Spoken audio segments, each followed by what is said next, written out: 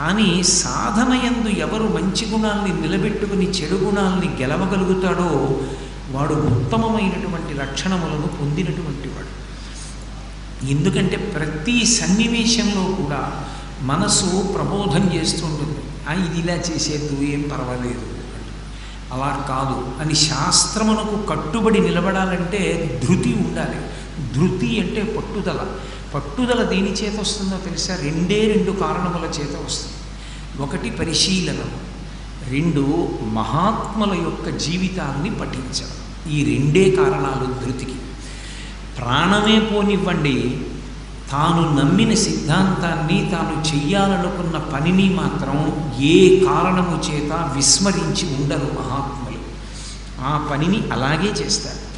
96 సంవత్సరముల వయస్సు వచ్చేసిన తరువాత కూడా సన్యాసాశ్రమంలో ఉన్నటువంటి వ్యక్తి వాహనం మీద వెళ్ళకూడదు అన్న నియమాన్ని పాటించడం కోసం ముందు ఒక రిక్షా వెడుతుంటే దాన్ని ఎడం చేత్తో పట్టుకుని సత్యదండాన్ని ఇంకొకరికి కూడా ఇవ్వకుండా కుడి చేత్తో సత్యదండం పట్టుకుని నడిచి వెళ్ళినటువంటి పరమాచార్య స్వామి వారి జీవితం హృదయ ఫలకం మీద గట్టిగా ముద్రపడితే సంధ్యావందనం చేయకుండా ఒక్క పూట మానేద్దామని అని ఎప్పుడైనా అనిపిస్తే సిగ్గేస్తుంది.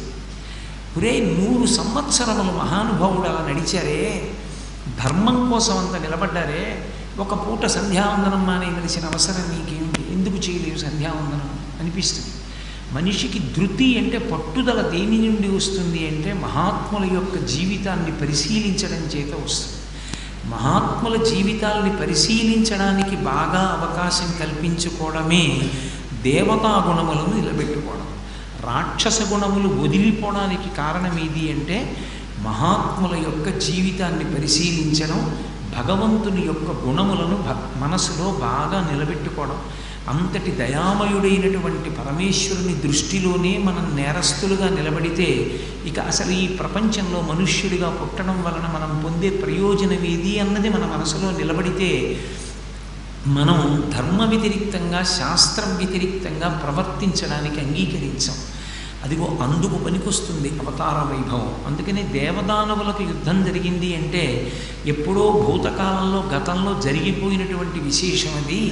ఇప్పటికది అన్వయం అవ్వదని ఎవరు అనుకోకూడదు. దేవదానవుల యొక్క యుద్ధము ప్రతి క్షణం జరుగుతూనే ఉంటుంది. ప్రతి క్షణం